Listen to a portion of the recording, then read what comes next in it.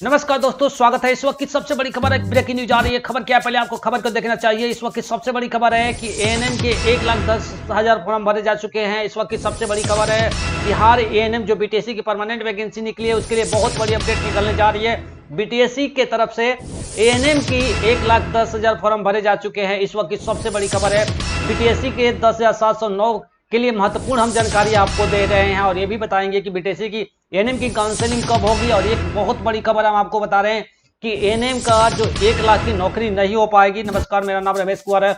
आप STG news channel देखना शुरू कर दें। इस वक्त की सबसे बड़ी खबर हम आपको बता रहे हैं कि जो पहला चीज आप ध्यान से सुनिएगा, हम पॉइंट्स पर बात करने वाले हैं। जो अभी तक हमारे पास अपडेट आया है आज से, जो बीटीएससी की तरफ से एएनएम की जो परमानेंट वैकेंसियां निकली है, उसके लिए सबसे बड़ी अपडेट यही है कि 1,10,000 फॉर्म भरे जा चुके हैं।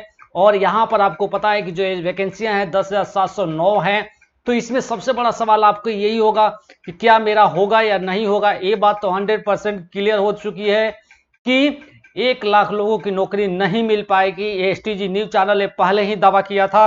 आप चाहें तो वीडियो हमारे डिस्क्रिप्शन बॉक्स में है, आप हमारे चैनल पर जाकर उसको आप देख सकते हैं। अब अभी तक इस चैनल को सब्सक्राइब नहीं किया तो सब्सक्राइब कर लीजिए, बेल आइकन को जरूर प्रेस कर लीजिएगा इसी तरह से लेटेस्ट अपडेट सबसे पहले पाने के लिए। और टेलीग्राम का लिंक इस डिस्क्रिप्शन बॉक्स में, उसको भी आप फॉलो करके हमसे सीधे बात कर सकते हैं। अब पॉइंट टू पॉइंट हम बात करते हैं कि 1 लाख जो है एएनएम की नौकरी नहीं हो पाएगी। बीटीएससी की तरफ से जो फॉर्म निकला है, ये बात क्लियर है। इसका साफ साफ अंदेशा यही था कि जो प्रेडिक्शन एसटीजी न्यूज चैनल किया था कि 1,10,000 के आसपास फॉर्म आएगा, उतना ही अप्लाई हुआ है। तो इस वक्त की सबसे बड़ी खबर हम आपको बता रहे हैं।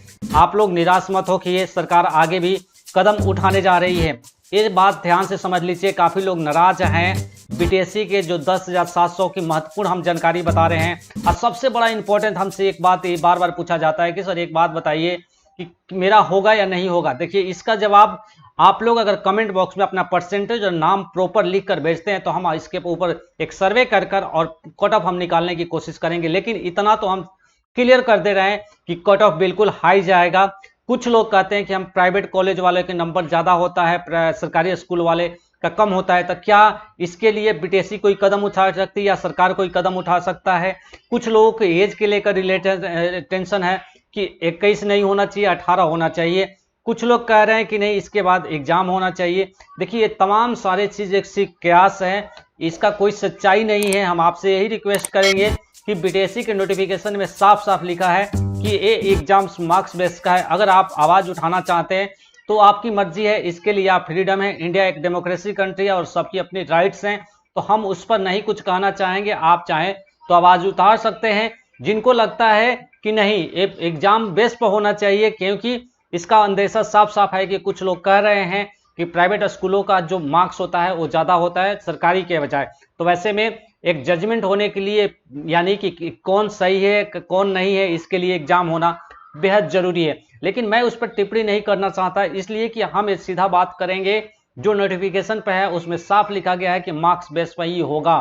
आपको यह भी पता है कि बिहार में संविदा पर जो काम करने वाली हैं उनके लिए सुनहला मौका है 10,709 में से, क्योंकि उन लोगों के पास एक्सपीरियंस है 1 से 2 साल का।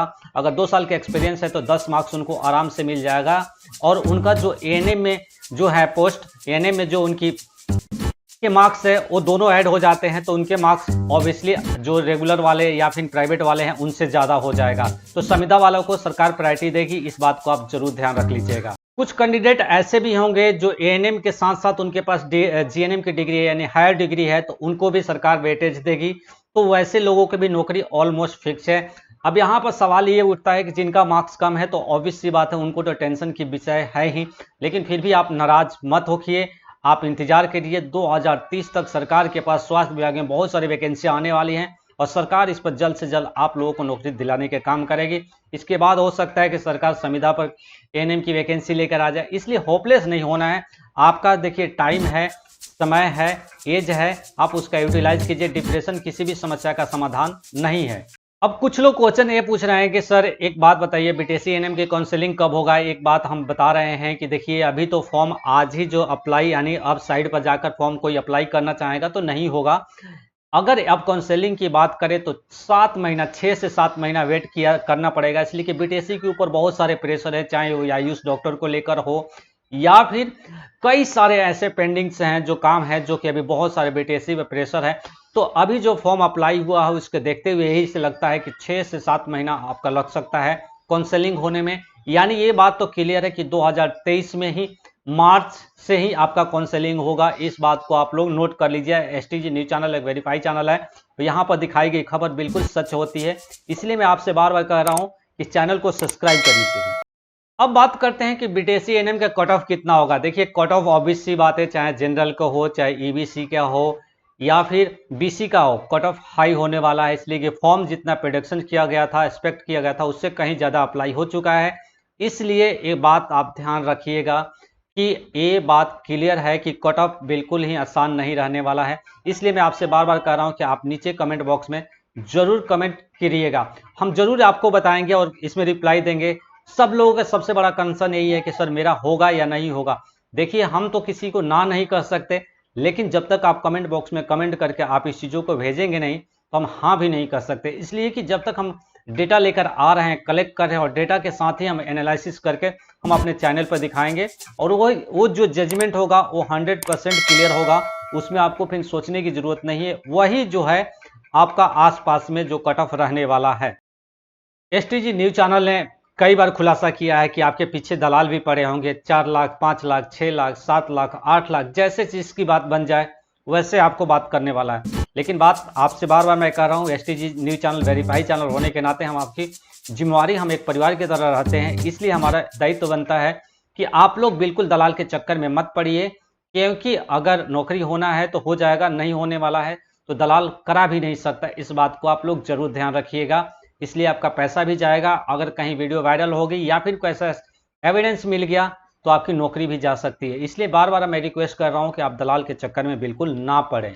कुछ लड़कियां हमारे पास मैसेजेस कर रही है कि सर जो एज है 21 के बदले 18 होना चाहिए। अगर इस केस में क्या हो सकता है, जब 18 हो जाएगा तो इसका मतलब है कि फॉर्म की संख्या बढ़ जाएगी।